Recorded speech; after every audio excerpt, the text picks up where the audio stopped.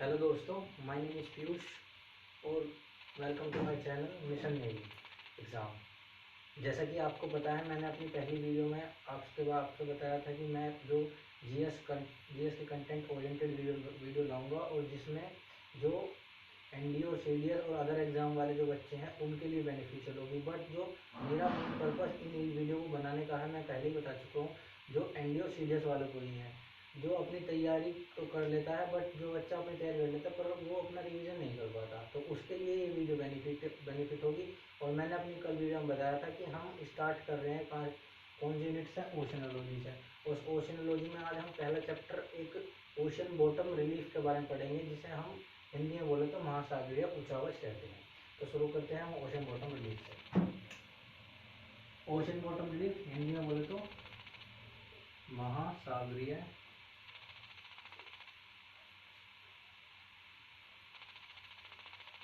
उचावच। Ocean bottom relief को जो है ना, इंडियन ओशन जो हमारे ओशन बॉटम रिलीफ है, जो महासागरीय उचावच है, उसको दो पार्ट में डिवाइड किया गया। पहला पार्ट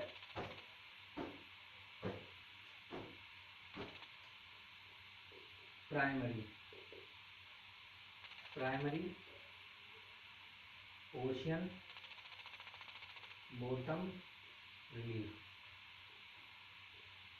फिर जो होगी दूसरी वो होगी सेकेंडरी ओशियन बॉटम रिलीफ। जो प्राइमरी बॉटम रिलीफ है वो तो पूरे के पूरे ओशन, जो हमारी पूरी की पूरी जो ओशन बॉटम रिलीफ है, कितने परसेंट पार्ट है।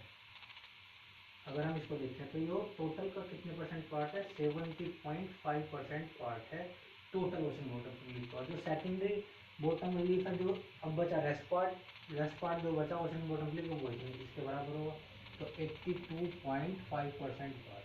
यानी जो हमारी ओशन बॉटम रिलीफ है उनको दो भाग में डिवाइड किया। पहली प्राइमरी ओशन बॉटम रिलीफ, दूसरी secondary ocean bottom relief. Primary ocean bottom relief को, जो हमारी टोटल 100% ओशन बॉटम रिलीफ है, वो कितने परसेंट पार्ट है, 70.5%। और जो हमारी सेकेंडरी ओशन बॉटम रिलीफ है वो रेस्ट पार्ट जो है 52.5%। अब जो हमारी प्राइमरी ओशन बॉटम रिलीफ है, इसके अंदर क्या फर्दर आगे डिवाइड किया गया, और जो सेकेंडरी बॉटम रिलीफ है, इसके अंदर क्या क्या चीज़ हम पढ़ेंगे। चलो उनका एक मैं वो करता हूँ अभी अगले। तो जो हमारी प्राइमरी ओशन बॉटम रिलीफ है उनको तीन भाग में डिवाइड किया गया है, तीन पार्ट में। पहला तो होगा क्या, कॉन्टिनेंटल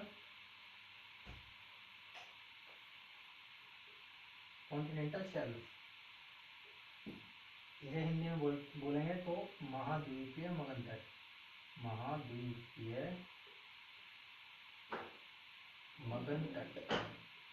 दूसरा कॉन्टिनेंटल स्लोप, महाद्वीपीय ढलान।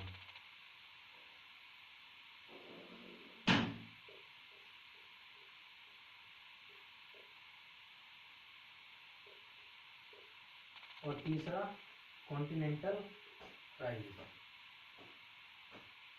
महाद्वीपीय उत्थान।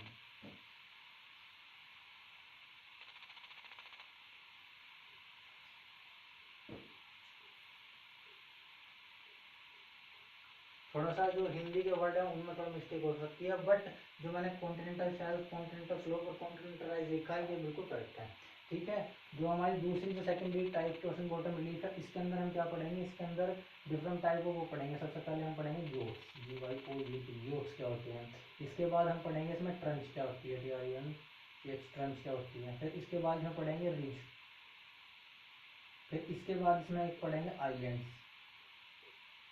ठीक है। और इसमें अंदर आएगा, फिर इसके अंदर पढ़ेंगे हम कोरल, फिर इसके अंदर पढ़ेंगे हम शोल्स।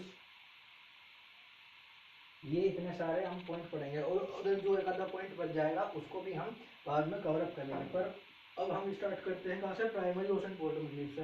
अब हम एक डायग्राम बनाएंगे जिसपे हम तीनों के तीनों, जो कॉन्टिनेंटल शेल्फ होगा, कॉन्टिनेंटल स्लोप होगा, कॉन्टिनेंटल राइज होगा, तीनों के तीनों को डिनोट करेंगे, कहाँ से कहाँ तक कौन सा होता है और कितने परसेंट पार्ट होगा वो प्राइमरी ओशन बॉटम रिलीफ का। चलो स्टार्ट, अब हम स्टार्ट करते हैं चित्र बनाना।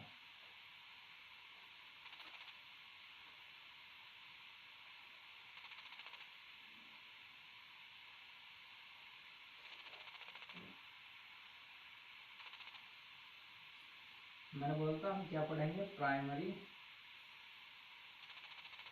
ओशियन बॉटम रिलीफ के बारे में। प्राइमरी ओशन बॉटम रिलीफ आपको पता फर्दर भाग में डिवाइडेड है 3 पार्ट में। तो हम पहले एक डायग्राम बना लेते हैं, उस डायग्राम के अकॉर्डिंग हम आगे चलेंगे। ठीक है, ये हमारा जो कॉन्टिनेंट का पार्ट हो गया।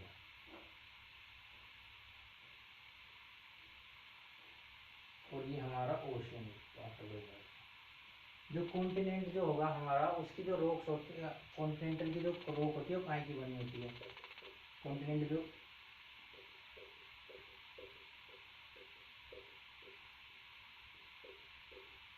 इसको हम कट से डिनोट करेंगे, और जो रॉक होगी उसको क्या नाम, उसको कौन सी होगी, ग्रेनाइट होगी। और जो हमारी ओशियनिक की जो होती है उसको हम ऐसे डिनोट करेंगे, ये ओशियनिक प्लेट है। तो ये किससे बनी हुई है, बेसाल्टिक रॉक से, बेसाल्टिक रॉक से बनी है। ग्रेनाइट रॉक की जो डेंसिटी होती है ना कम होती है, और बेसाल्टिक जो रॉक है उसकी डेंसिटी ज्यादा होती है।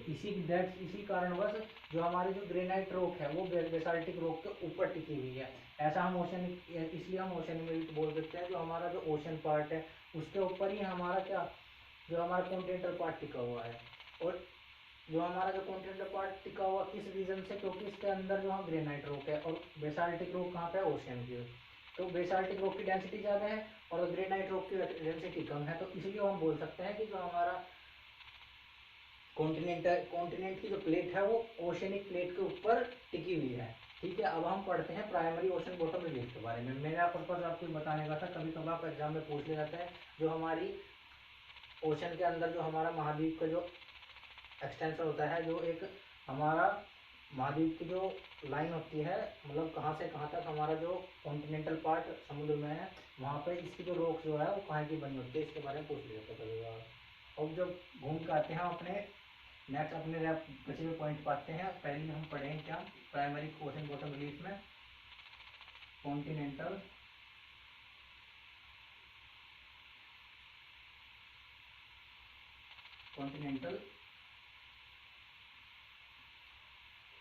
शेल्फ। मैंने आपको बताया इसे हिंदी में बोलते हैं महाद्वीपीय मगन तट बोलते हैं। जो इसकी जो डेप्थ होती है 100 फैथम तक होती है।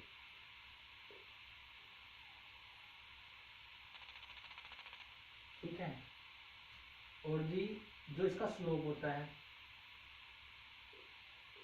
1 डिग्री होता है। Maximum number of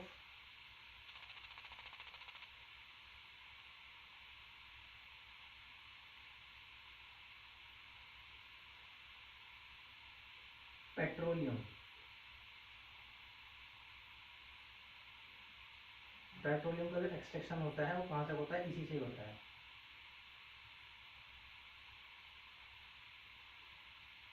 extraction of petroleum भी कहाँ से होगा, कॉन्टिनेंटल शेल्फ से ही होगा। और इसके बाद जो आता है यहाँ पे जो maximum number of aquatic animal भी यहीं पे ही पाए जाते हैं।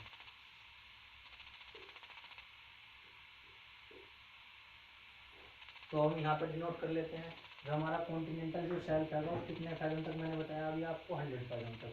तो ये हमारा क्या होगा, कॉन्टिनेंटल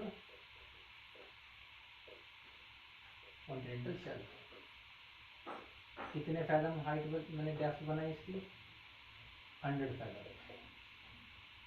और क्या क्या मैंने इसमें बताया भी आपको, इसमें मैंने बताया आपको पेट्रोलियम का जो एक्सट्रैक्शन होगा यहीं पे होगा।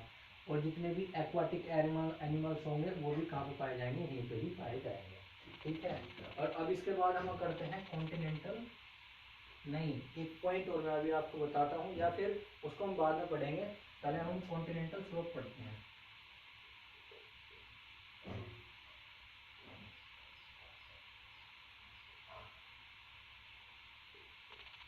कॉन्टिनेंटल स्लोप क्या होता है? अब जो कॉन्टिनेंटल शेल्फ है, मैंने बताया था ocean primary ocean bottom relief जो है टोटल कितने परसेंट पार्ट है, 17.5%। तो अब अगर आप कॉन्टिनेंटल शेल्फ के बारे में बताना चाहो तो कि ये इसका कितने परसेंट पार्ट है, तो ये इसका 17.5% पार्ट है। प्राइमरी ओशन बॉटम रिलीफ का जो कॉन्टिनेंटल शेल्फ है वो 7.5% पार्ट है। ठीक है, अब हम पढ़ते हैं कॉन्टिनेंटल स्लोप के बारे में। पहले तो इसके कितने परसेंट वो पार्ट है, ये पढ़ लेते हैं, 8.5% पार्ट है टोटल प्राइमरी और बॉटम रिलीफ का। ठीक है, इसके स्लोप को पूछ लिया जाता है। इसका स्लोप वेरी करता है 2 डिग्री से 5 डिग्री के बीच में। ठीक है, ये कॉन्टिनेंटल स्लोप हो गया। अब बचता है लास्ट, ये हमारा क्या हुआ, कॉन्टिनेंटल स्लोप। ठीक है, और अब लास्ट बचता है क्या, कॉन्टिनेंटल राइज।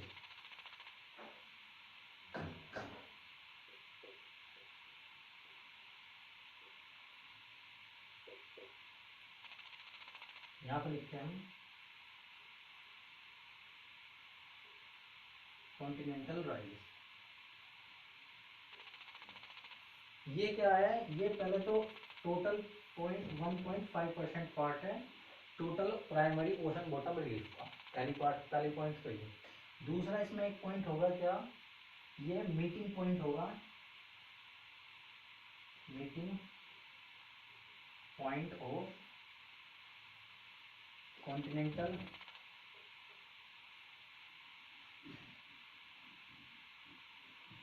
कॉन्टिनेंट प्लस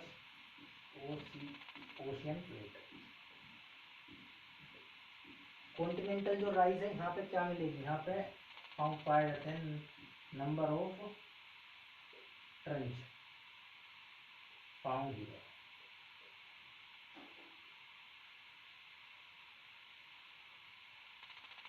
तो ये हमारी प्राइमरी ओशन बॉटम रिलीफ हुई। जैसे कि मैंने आपको बताया कि हम पढ़ रहे हैं क्या, primary ocean bottom relief. Primary ocean bottom relief को 3 पार्ट में डिवाइड किया गया, पहला कॉन्टिनेंटल शेल्फ, दूसरा कॉन्टिनेंटल स्लोप, तीसरा कॉन्टिनेंटल राइज।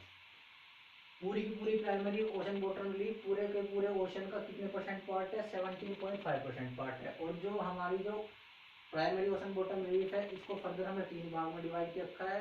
कौन सी, कॉन्टिनेंटल शेल्फ जो 7.5% पार्ट है, फिर अगला कॉन्टिनेंटल स्लोप जो 8.5% पार्ट है, और जो अगला है तीसरा जो पार्ट है वो है कॉन्टिनेंटल राइज जो 1.5% पार्ट है। और इनके अंदर क्या क्या चीज हमें मिलती है वो मैंने आपको बता दिया। जो कॉन्टिनेंटल शेल्फ है वो क्या कहाँ तक होगा, 100 फैथम की डेप्थ तक होगा, और जो उसका स्लोप होगा 1 डिग्री तक होगा। ठीक है, और यहाँ पे क्या होगा, max number of aquatic animal भी पाए जाएंगे, क्योंकि जो हमारे Indian ocean, sorry Indian ocean, जो हमारे ओशंस हैं उनमें कुछ ही गहराई तक ही इकोलॉजिकल बायोडाइवर्सिटी पाई जाती है, कुछ ही गहराई तक डेप्थ तक। और जी पेट्रोलियम का एक्सट्रैक्शन भी कहाँ से किया जाता है, कॉन्टिनेंटल शेल्फ से किया जाता है। अब दूसरा पार्ट मैंने बताया था कॉन्टिनेंटल स्लोप के बारे में। कॉन्टिनेंटल स्लोप क्या होता है, पूरे टोटल का कितने परसेंट पार्ट है, 8.5% पार्ट है। इसका स्लोप 2 से 5 डिग्री तक वेरी करता है। और जो तीसरा पार्ट बता कॉन्टिनेंटल राइज के बारे में, टोटल का कितने परसेंट है, 1.5%। और ये किस किस का मीटिंग पॉइंट है, जहाँ कॉन्टिनेंटल प्लेट और ओशनिक प्लेट आपस में एक दूसरे को मीट कर रही होंगी, यहाँ पे मिल रही होंगी, वो उसका मीटिंग पॉइंट है। और यहाँ पे क्या क्या मिलता है, एक तो ट्रंच पाई जाती है, ट्रंचेस जो सबसे डेप्थ पार्ट होता है, ओशनिक का डेप्थ पार्ट है। और ट्रंच की डेप्थ सबसे जो हमारी गहरी ट्रंच है यानी डेप्थ डीपेस्ट ट्रंच है वो मेरियाना ट्रंच है, जिसका दूसरा नाम चैलेंजर ट्रेंच के नाम से भी जानी जाती है। कौन से, पैसिफिक ओशन में है, वो हम कहाँ है वो हम बाद में नोट करेंगे। और पैसिफिक ओशन, इसके बाद हम जो हमारी सेकेंडरी बॉटम रिलीफ होगी उसके बाद हम पैसिफिक ओशन की स्टडी करेंगे। पैसिफिक ओशन में क्या क्या है उसके बारे में पढ़ेंगे। आई थिंक आपको ये सारा का सारा समझ में आ गया होगा और आपका एक इन शॉर्ट में आपका ये रिवीजन हो चुका होगा। ठीक है, अब हम आगे बढ़ते हैं।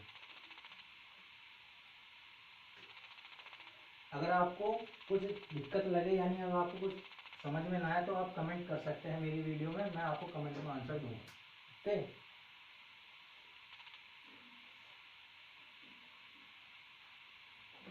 हम पढ़ेंगे सेकेंडरी ओशियन बॉटम रिलीफ के बारे में। सेकेंडरी ओशन बॉटम रिलीफ में मैंने अभी आपको बताया था कि हम क्या क्या पढ़ने वाले हैं। सेकेंडरी ओशन बॉटम रिलीफ में हम ये टोटल ओशियनिक का कितना परसेंट पार्ट है, 82.5% पार्ट। ठीक है, और जो हमारा इससे आगे हम इसके अंदर पढ़ेंगे, क्या क्या पढ़ेंगे इसके अंदर, हम पढ़ेंगे ट्रंच के बारे में। ट्रंच जो होगी क्या, डीपेस्ट पार्ट ऑफ ओशियन। ठीक है, दूसरा रिज, ये क्या होगी, माउंटेन चेन इन ओशियन। जैसे हमारे जो लिथोस्फीयर है उस पे एक माउंटेन की चेन होती है, जैसे अरावली माउंटेन हो गया और जी वेस्टर्न घाट होता है, मतलब बहुत सारे माउंटेन की चेन हो, जैसे नॉर्थ अमेरिका कॉन्टिनेंट है उस पर रॉकी माउंटेन चेन है, कि साउथ अमेरिका कॉन्टिनेंट पे एंडीज माउंटेन चेन है। उसी प्रकार से जो हमारे ओशंस होते हैं उनमें भी एक माउंटेन चेन होती है जिसको हम रिज से बोला जाता है। और जो ट्रेंच होती है जो उल्टी वाइव शेप्स में होती है, और क्या होता है जो डीपेस्ट पार्ट होती है उसे ट्रेंच बोलते हैं। और इसके बाद एक पॉइंट होता है ग्योट्स का। ग्योट्स क्या होता है, सिंगल माउंटेन हिल। सिंगल माउंटेन जैसे कोई भी सिंगल पहाड़ी के बारे में बात कर ली जाए तो सिंगल माउंटेन हिल जो क्या करेगी, ओशन के सरफेस को टच करेगी, बस ओशन से बाहर नहीं निकलेगी, ओशन के सरफेस को टच करेगी। ठीक है, और उसके बाद एक पॉइंट हो रहेगा जो होगा आइलैंड्स के बारे में। अब वो आइलैंड्स के बारे में होगा, उस आइलैंड्स के बारे में क्या होगा, जो घिरा होगा SOURROUIN साउंडिंग बाय वाटर से घिरा होगा, साउंडिंग बाय वाटर से घिरा होगा वो आइलैंड्स होंगे। तो ट्रेंच, रिज और ग्योट्स और आइलैंड्स। अब आप ये मेरे से पूछोगे कि अब आपने ट्रेंच तो बताई नहीं, तो इसीलिए अब मैं अपने उससे बता रहा हूँ कि अब हम पैसिफिक ओशन पढ़ेंगे उसमें कितनी ट्रेंच कहाँ कहाँ है, लोकेशन से मैप करेंगे। दूसरा जो हमारा रिज होगी वो कहाँ कहाँ है, लोकेशन होगी, उसको लोकेशन से मैप करेंगे। अगर आप मेरे साथ पढ़ रहे हो तो आप या तो एटलस लेके बैठना या फिर मेरे साथ साथ आप मैप बनाना, जिससे आपको क्या बेनिफिट होगा, एक तो आपको प्रॉपर लोकेशन के बारे में पता चलेगा, दूसरा कौन सी रिज कहाँ पे है, कौन सी ट्रेंच कहाँ पे है, किस ओशन की कौन सी ट्रेंच है और कहाँ पे कौन सी ट्रेंच है, इसके बारे में पता चल जाएगा। ठीक है, तो हम शुरुआत और आइलैंड्स और सी के बारे में पढ़ेंगे ओशन बुक में। तो हम शुरुआत करते हैं कहाँ से, कि हमारे जो ओशन से शुरुआत करते हैं। आई थिंक आपको ओशन बॉटम रिलीफ के बारे में समझ में आ चुका होगा, पर मैंने अभी आपको बताया था एक पार्ट मैंने अभी इसमें छोड़ दिया है, वो क्या है कि हमारी जो कॉन्टिनेंट प्लेट टेक्टोनिक्स की थ्योरी है,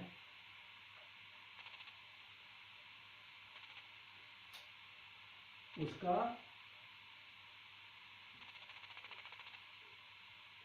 सबको पता होगा प्लेट टेक्टोनिक्स थ्योरी के बारे में। तो पर मेरा यहाँ पर पर्पस प्लेट टेक्टोनिक्स के बारे में बताने की क्यों है, आप सभी जानते हैं कि जो हमारा पैसिफिक ओशन है वो कंटिन्यूसली क्या कर रहा है, श्रिंक करता जा रहा है।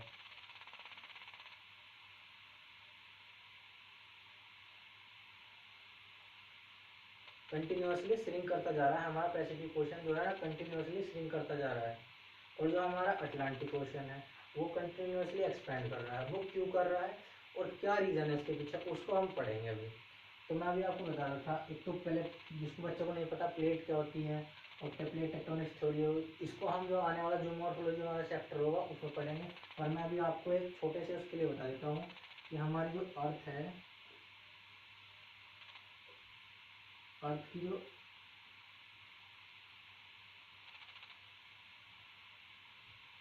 तीन पार्ट में डिवाइड है,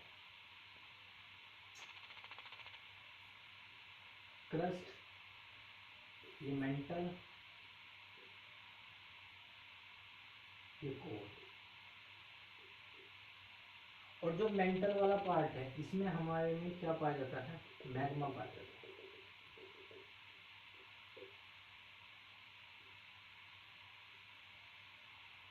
मैग्मा का टेम्परेचर जो होता है 90 डिग्री सेंटीग्रेड, 100 सेंटीग्रेड। और जो इसकी डेंसिटी होती है माइनस से यानी कम होती है, माइनस का मतलब कम होती है। अब इसका टेम्परेचर इतना कम, इतना ज़्यादा कैसे होगा और डेंसिटी कम क्यों होगी, क्योंकि जो हमारा मेंटल वाला पार्ट है यहाँ पे क्या पाए जाते हैं, रेडियो एक्टिव सब्सटेंस पाए जाते हैं।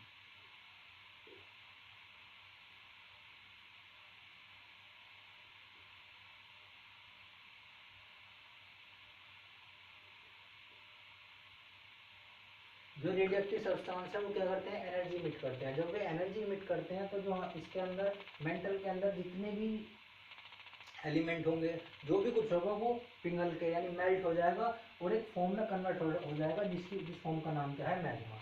और इस मैग्मा जो हमारा मेंटल वाला पार्ट है, मेंटल के जो ऊपर वाला पार्ट है, इस पार्ट को प्लेट का नाम दिया जाता है।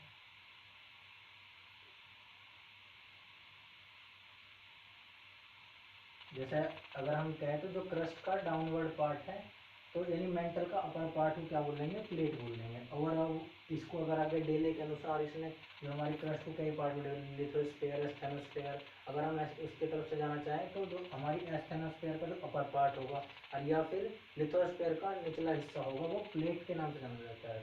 ठीक है, अब हम बात कर रहे थे कि प्लेट टेक्टोनिक थ्योरी का हमारे जो continuously Indian Pacific ocean shrink कर रहा है, अटलांटिक ओशन क्या कर रहा है, एक्सपेंड कर रहा है, उसका क्या इफेक्ट पड़ रहा है। तो अगर आपको पता हो, एक सिंपल सा एग्जाम लेते हैं। ये एक नाव है और यहाँ आप बैठे, ठीक है, ये इसके नीचे पानी है और ये झंडा लगा हुआ है। अगर ये पानी में मूवमेंट होगा तो नाव में मूवमेंट होगा, बोट में मूवमेंट होगा, और मूवमेंट बोट में होगा तो आपके अंदर भी कुछ मूवमेंट होगा। यानी क्या, जैसे पानी में कुछ मूवमेंट हुआ तो बोट हिलने शुरू हो जाएगी, और जब बोट हिलने शुरू हो जाएगी तो आप भी हिलने शुरू हो जाओगे। अगर आप बोट में बैठोगे तो आपने देखा होगा ये चीज़। तो ऐसे ही जब इसके अंदर लावा जो मैग्मा होगा वो मूवमेंट करेगा, मैग्मा के अंदर कॉन्वेक्शन करंट प्रोड्यूस होगी। कॉन्वेक्शन करंट कैसे प्रोड्यूस होगी, मैंने भी बताया, टेम्परेचर ज़्यादा हो जाएगा, इसके अंदर जो भी कुछ है वो पिघल जाएगा, तो जो नीचे का सारा पार्ट है वो पिघल जाएगा और जो बचा हुआ है वो नीचे आएगा पिघलने के लिए। तो कॉन्वेक्शन करंट बन जाएगी और जिससे मैग्मा ऐसे मूव करेगा, अपवर्ड टू डाउनवर्ड मूव करना स्टार्ट कर देगा। और जब ये मैग्मा मूव करेगा तो इसके साथ प्लेटें भी मूव करेंगी। तो जब एक प्लेट ये होगी, एक प्लेट ये होगी, तो प्लेट की जो कन्वर्जेंट बाउंड्री होंगी, जब प्लेट एक दूसरे को कन्वर्जेंट पे आकर टकराएंगी तो एक दूसरे को तोड़ देंगी या फिर एक दूसरे के अंदर चली जाएंगी। ये तो होता है, अगर आप दो प्लेट आपस में टकरा रही हैं तो उनमें से एक प्लेट दूसरी प्लेट को टक्कर मार के ऐसे जाएगी। तो अब मेरा पॉइंट ऑफ व्यू जो है, जो हमारा पैसिफिक ओशन है वो क्यों श्रिंक कर रहा, उसको बताने को है। जो पैसिफिक ओशन में है वहाँ रिंग ऑफ फायर पाया जाता है, और उसकी एक प्लेट और दूसरी प्लेट एक दूसरे से जब टकराएंगी तो एक दूसरे को तोड़ देंगी, जिससे क्या होगा कि वो जो हमारा वो होगा नहीं कॉन्टिनेंटल शेल्फ वो टूट जाएगा, और कॉन्टिनेंटल शेल्फ टूट जाएगा और क्या होगा, कॉन्टिनेंटल शेल्फ जब टूटेगा तो कॉन्टिनेंटल शेल्फ में क्या होगा, कमी हो जाएगी। और ऐसे ही अगर आप अटलांटिक ओशन में जाओगे तो वहां से एक दूसरे से प्लेट दूर हटेंगे। क्यों, जब प्लेट अगर सपोज करो अगर मैग्मा ऐसे मूव कर रहा है तो ये प्लेट ये इधर की तरफ जाएंगी, और जब ये प्लेट इधर की तरफ जाएगी तो ये प्लेट इससे दूर हट जाएंगी, हट जाएंगी, ये प्लेट इधर जाएगी तो इससे दूर हट जाएगी, और जब ये इससे दूर हट जाएगी तो क्या होगा, कि मैग्मा वहाँ से बाहर निकल जाएगा, उधर की तरफ को बाहर निकल जाएगा, इधर की तरफ प्लेट अंदर चली जाएगी, तो ये प्लेट पिघल के वो क्या बन जाएगी, मैग्मा बन जाएगी।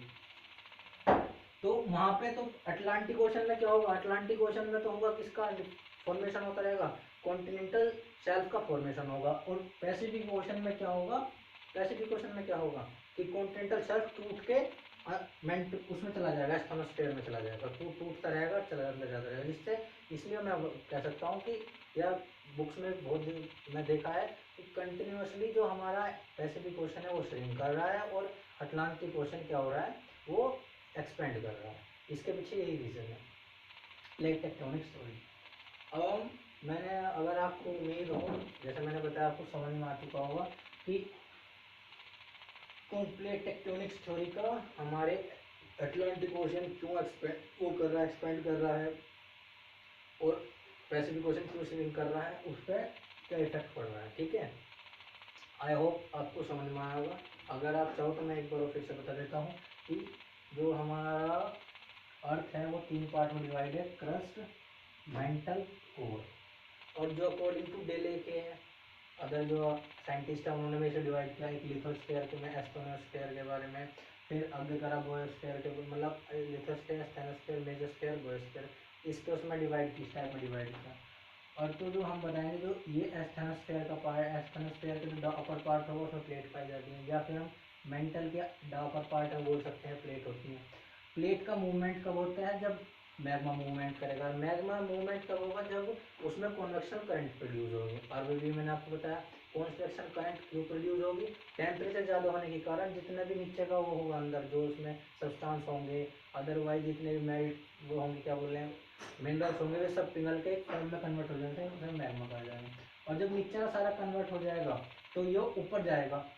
आपको पता है अगर आप पानी किसी एक बाउल में पानी गर्म करो और ये इसके नीचे बर्नर लगा देगा, ये हमारा वाटर है और ये फ्लेम जला दी इसके नीचे, तो जब आप इसको गर्म करोगे तो उसमें बुलबुले आने लगेंगे, क्योंकि गर्म पानी ऊपर आ जाएगा और ठंडा चला जाएगा, क्योंकि गर्म चीज़ की डेंसिटी कम होती है इसलिए वो ऊपर चला जाता है, और ठंडी चीज़ की डेंसिटी कम होती है इसलिए वो नीचे आ जाता है।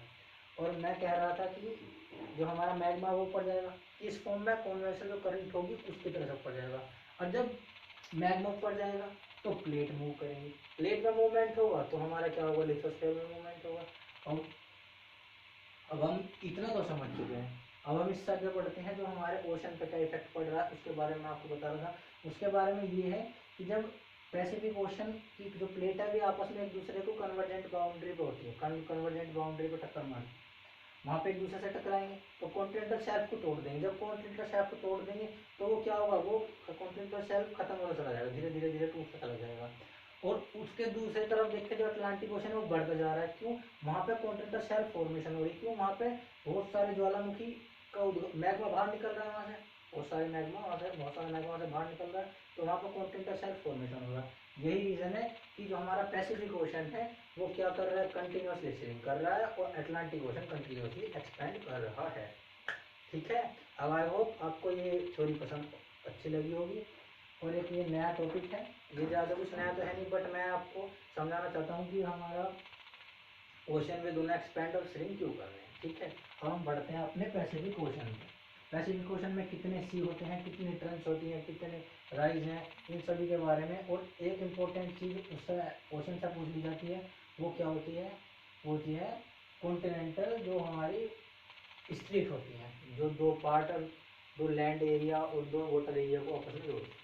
ठीक है, हम शुरू करते हैं पैसिफिक ओशन। पैसिफिक ओशन,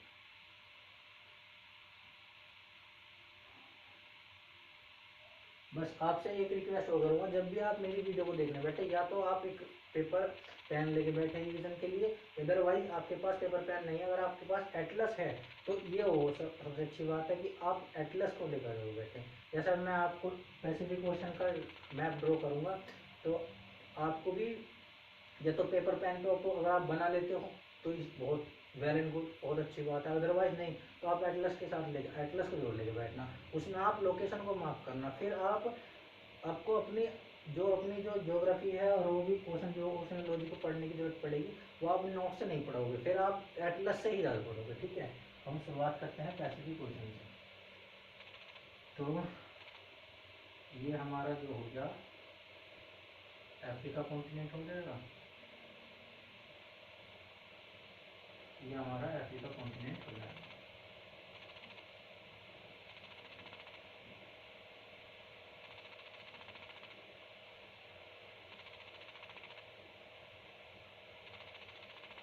ये हमारा अफ्रीका कॉन्टिनेंट हो जाएगा। और ये फिर हमारा इंडिया आ जाएगा। और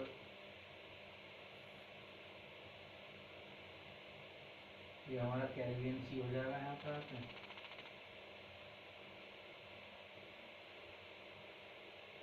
ये हमारा नॉर्थ सी हो जाएगा। अब अगर हम चले जाएंगे तो ऐसा करते हैं,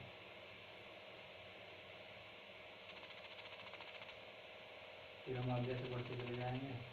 तो ये हमारा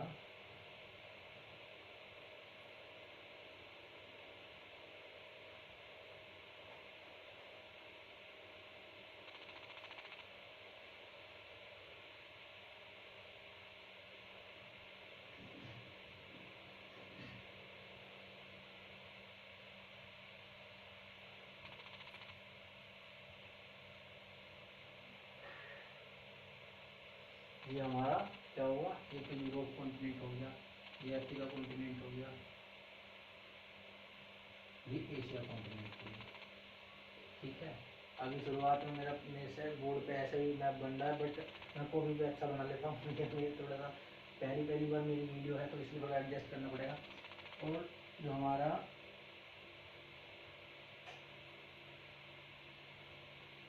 ये हमारा नॉर्थ अमेरिका कॉन्टिनेंट हो जाएगा।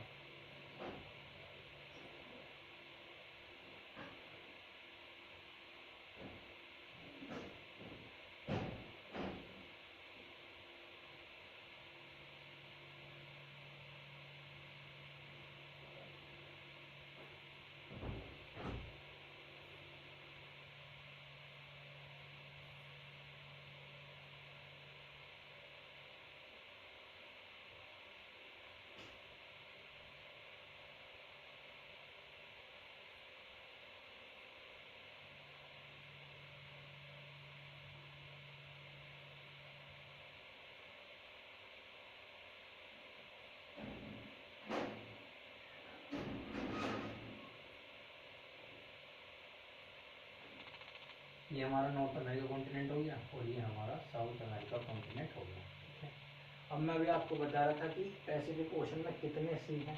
पहले हम सबसे पहले पैसिफिक ओशन पे सी को डिस्कस करेंगे। अब आप पेंसिल से अपने या फिर मार्कर जो भी आपका हाईलाइटर हो उसमें एटलस में मार्क करना शुरू करना कि जो ये है bay of California, bay of California. ठीक है, यहाँ होगी bay of Panama, bay of Panama. ठीक है, और जी बे ऑफ पनामा के साथ साथ यहाँ पे एक पनामा कैनाल पाई जाती है, जो पनामा कैनाल भी बोलते हैं, क्या बोलते हैं, पनामा इथमस बोलते हैं, पनामा ITHUMUS इथमस बोलते हैं, जो दो बड़े महासागर यानी अटलांटिक ओशियन और पैसिफिक ओशन को क्या करेगी, कनेक्ट करेगी। इधर क्या होगा, यहाँ होगा अटलांटिक ओशियन और इधर क्या होगा, ये पैसिफिक ओशन हमारा। तो आपको बताइए यहाँ पे तो होगी अलास्का, ये हमारा इतना पार्ट अलास्का होता है ना, तो यहाँ अलास्का, बे ऑफ अलास्का। ठीक है, यहाँ पे हमारा क्या होगा, ओखोस्टक सी, OKHOSTAK, ओखोस्टक सी। ठीक है, यहाँ पे हमारा एक आइलैंड जापान है कंट्री, जो 5 आइलैंड में बटा हुआ है। तो यहाँ पे इसकी यहाँ पे जो है वो क्या है, जापान सी। ठीक है, इसके नीचे यहाँ पे क्या होगा, ईस्ट चाइना सी, नीचे क्या होगा, साउथ चाइना सी। ठीक है। ईस्ट चाइना सी, साउथ चाइना सी, यहाँ ओखोत्स्क सी, यहाँ जापान सी, और जो ओखोत्स्क सी जापान सी, और यहाँ पे ही एक सी होगा, इसका नाम होता है येलो सी। येलो सी इसका नाम होगा, ठीक है।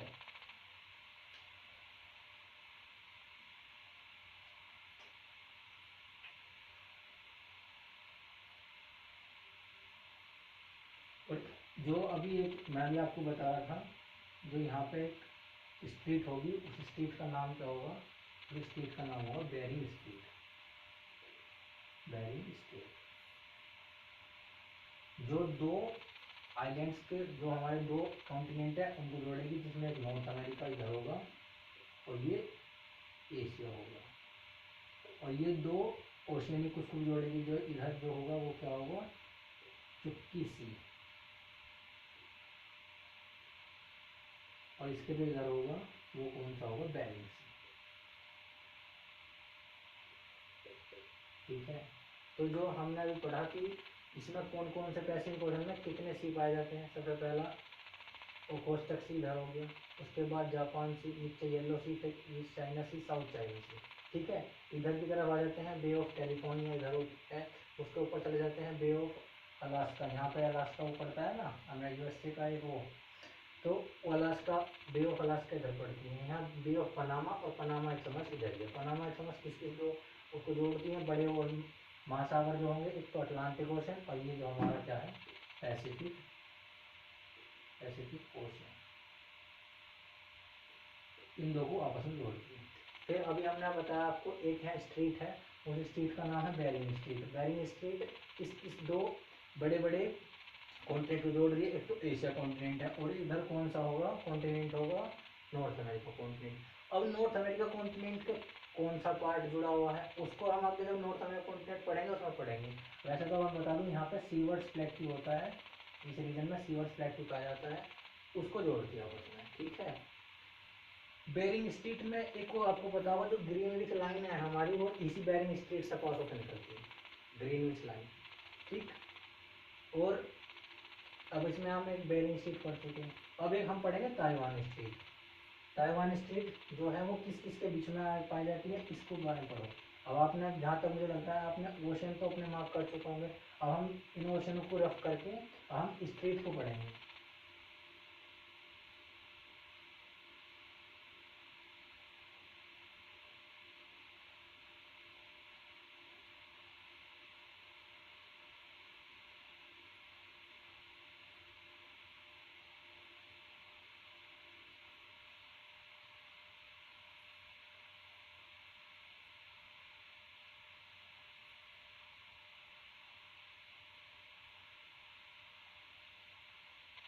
मैंने अभी आपको बताया ये हमारा जापान आइलैंड, जो हमारे 5 छोटे छोटे आइलैंडों से मिलकर बना। तो जापान के जो पहला आइलैंड है, जापान का जो पहला आइलैंड है, एक तो है होन्शु आइलैंड, ये तो है होन्शु, और ये है होक्काइडो, HAKKIDO होक्काइडो।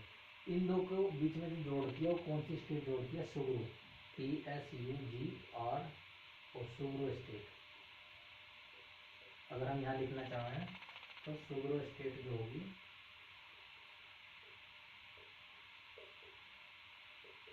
इन दो लैंड एरिया को जोड़ेगी और दो तीन ओशन को जोड़ेगी। तो जो वाटर बॉडी होंगी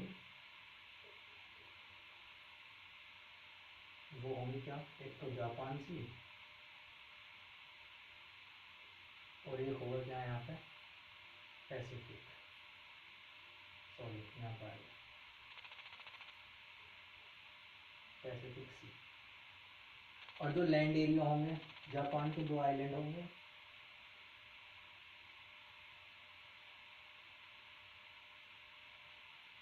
जिसके अंदर एक क्या होगा? होन्शु आइलैंड, और इसके अंदर एक होगा होक्काइडो, होक्काइडो, ठीक। इसके नीचे अगर आप आ जाते हैं तो चाइना आ गया। अब चाइना के यहाँ पे एक कंट्री पड़ता है ताइवान कंट्री,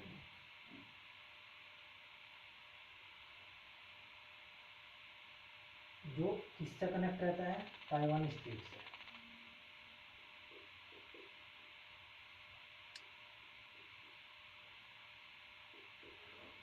ठीक है, आपको पता है ताइवान स्ट्रेट किस किस को जोड़ती है आपस में, जहाँ तक मुझे पता है इसको येलो सी, एक होगा ईस्ट चाइना सी, एक पैसिफिक ओशन में कौन, wait a moment,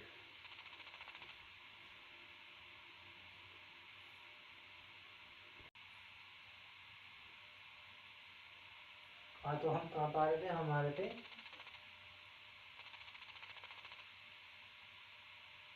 Taiwan country पे। जो हमारा जो ये चाइना है, चाइना कंट्री है, इसका एक यहाँ पे है ताइवान।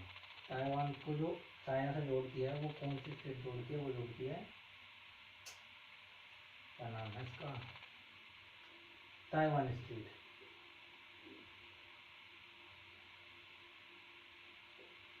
अब ताइवान स्टेट के बारे में लिखते हैं।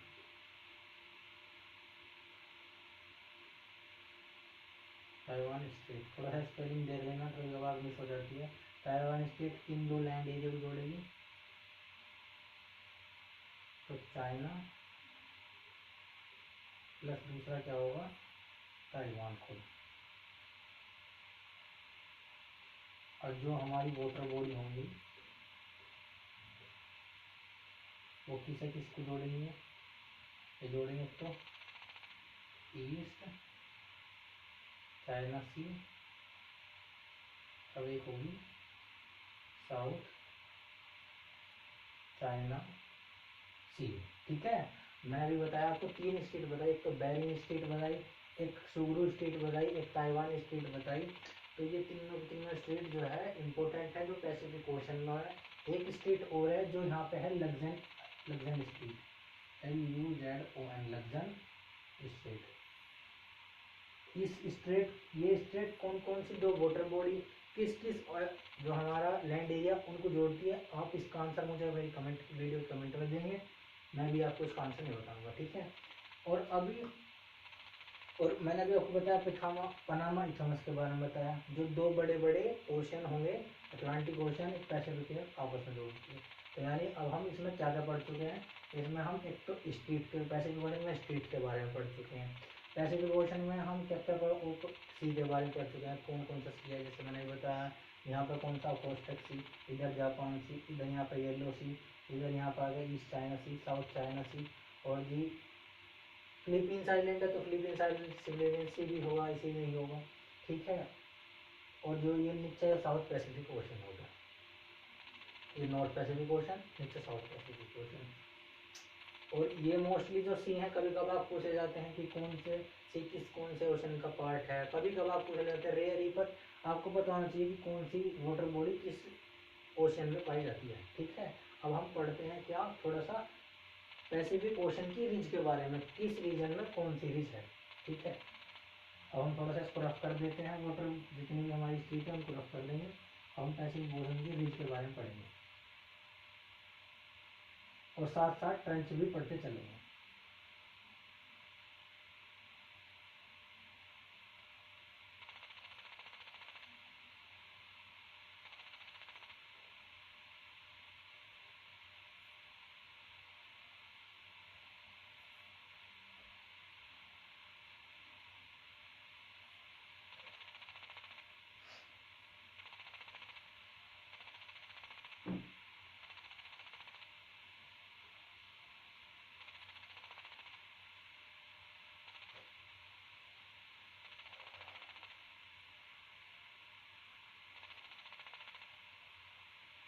यहाँ पे एक ट्रेंच है, उस ट्रेंच का नाम है क्लोराइड ट्रेंच। जो हमारा रिवर्स, जो हमारा वो होगा ट्रायंगल, वो हमारी ट्रेंच को डिनोट करता है। ठीक है, तो यहाँ पे है कौन सी ट्रेंच, क्लोराइड ट्रेंच। ज़्यादा बड़ा हो गया था,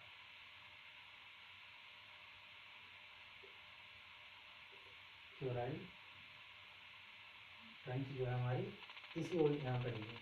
फिर थोड़ा सा इधर आ जाते हैं, इस रीजन को, इसको हम डिनोट करेंगे, जो हमारी रीज होगी उसको हम ऐसे डिनोट करेंगे। ये होगी हमारी हवाई रीज, ठीक है। इसके यहाँ पे एक हमारी रीज है, उसका नाम है काकोस रीज, काकोस रीज, ठीक है। एक यहाँ पे हमारी रीज है पैसिफिक ओशन में,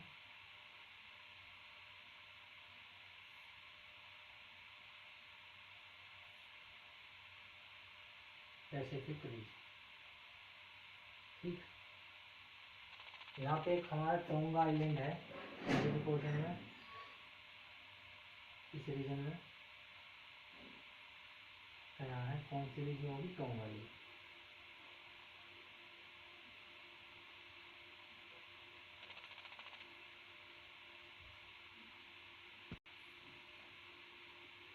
तो मैं अभी बता रहा था आपको, जो हमारे इस लोकेशन में है वो कौन सी रीज है? टोंगा रीज है। अब हम ट्रेंच के बारे में बात कर रहे थे। मैंने अभी आपको यहाँ बताया कि हमारे यहाँ पर कौन सा आइलैंड है? जापान आइलैंड है। तो जापान आइलैंड है तो जापान ट्रेंच एक यहाँ पे है हमारी, जो मैंने उल्टा ट्रायंगल बनाया है, ये हमारी जापान ट्रेंच की फोटो है। हम लिख देते हैं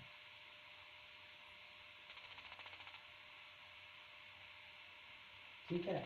यहाँ पे हमारा एक फिलीपींस आइलैंड है, तो यहाँ पर फिलीपींस भी ट्रेंच भी है। और एक जो डीपेस्ट ट्रेंच है किसकी? इंडियन ओशन की, वो कहाँ पे है? यहाँ पे, जिसे क्या कहते हैं? मेरियाना ट्रेंच, मेरियाना ट्रेंच, ठीक। अगर आप लिखना चाहो तो लिख लेते हैं। अगर हम ट्रेंच का पॉइंट डाल के लिख लेते हैं, यहाँ पे सबसे हमारी जो डीपेस्ट ट्रेंच है वो सभी ओशन में अगर एस्पेक्ट में देखी जाए तो मेरियाना ट्रेंच,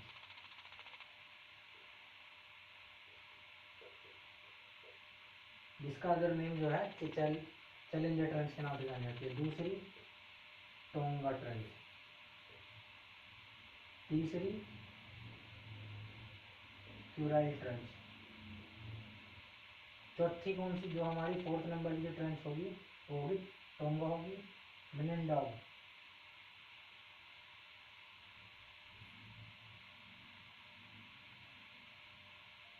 ठीक। एक ट्रेंच और बचती है बीच में,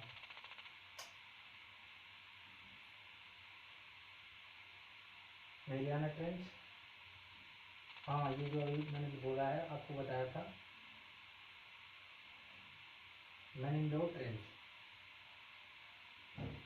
स्पेलिंग शायद मिसमैच है, आप चेक कर लेना।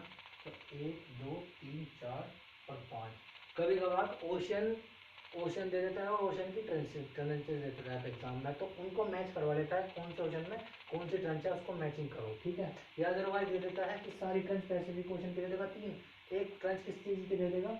अदर ओशन की दे देगा, उसमें मैच करके बोलेगा कि कौन सी पैसिफिक ओशन की ट्रेंच नहीं है। तो ये क्वेश्चन भी इस तरह क्वेश्चन बन सकता है। स्ट्रीट से क्वेश्चन बन सकता है। रीज के बारे में मैंने आपको बताया, पैसिफिक ओशन में कौन कौन सी रीज है? हवाई रीज, काकोस रीज, पैसिफिक रीज, एक पैसिफिक रीज है, और भी एक टोंगा रीज है, एक टोंगा ट्रेंच भी है। यहाँ पे जो टोंगा आइलैंड है वहाँ पे एक ट्रेंच भी है, आप चेक कर लेना, टोंगा ट्रेंच भी है। और अब यहाँ पे आपके पैसिफिक ओशन पूरा एंड हो जाता है। अब हम कल स्टार्ट करेंगे अपनी नेक्स्ट वीडियो से। उस वीडियो में क्या क्या होगा? उस वीडियो में हम अटलांटिक, और ऐसे ही अटलांटिक ओशन करेंगे। पहले अटलांटिक ओशन को बनाएंगे, फिर अटलांटिक ओशन में कौन कौन सी वाटर बॉडी है उसको शो करेंगे, अटलांटिक ओशन में कितनी ट्रेंच वो है स्ट्रीट है उनको बनाएंगे, किस कुछ लैंड एरिया को जोड़ेगी, किस किस पार्ट को जोड़ वाटर बॉडी को जोड़ेगी, और क्या बोल रहे हैं स्ट्रीट। फिर उसके बाद हम किस चीज़ में पढ़ेंगे, उसमें कौन सी रीज पाई जाती है। सबसे बड़ी रीज अटलांटिक ओशन में ही है, जैसे वो जिसका नाम है मिड अटलांटिक रीज। फिर उसके बाद उसकी ट्रेंचेस के बारे में पढ़ेंगे, कौन कौन सी ट्रेंच है वहाँ पे, जैसे प्यूर्टोरिको ट्रेंच है, प्यूर्टोरिको आइलैंड भी है। और मेन इंपॉर्टेंट जो पैसिफिक ओशन है उसके आइलैंड्स होंगे, उसके आइलैंड्स तो आपको पता ही है। जापान इसमें आइलैंड, जापान कंट्री जो है पैसिफिक ओशन पड़ता है, तो जापान का आइलैंड हो गया। ताइवान आइलैंड भी इसमें पड़ता है, फिलीपींस आइलैंड भी यहीं पे पड़ता है, टोंगा आइलैंड भी पड़ता है, टोंगा रीज है तो टोंगा आइलैंड भी होगा, ठीक है। अदर और भी जो हमारे आइलैंड्स होंगे जैसे west Australia island, Australia continent है, वो भी पैसिफिक ओशन में पड़ता है।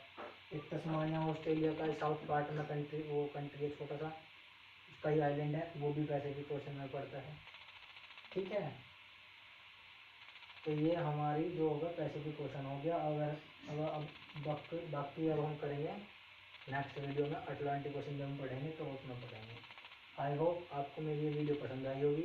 अगर वीडियो पसंद आई हो तो चैनल को लाइक कीजिए, सब्सक्राइब कीजिए और बेल आइकन को जरूर प्रेस कीजिए। जैसे ही मैं अपनी सेकंड वीडियो बनाऊंगा तो आपको तुरंत ही अपडेट मिल जाएगी। Thank you.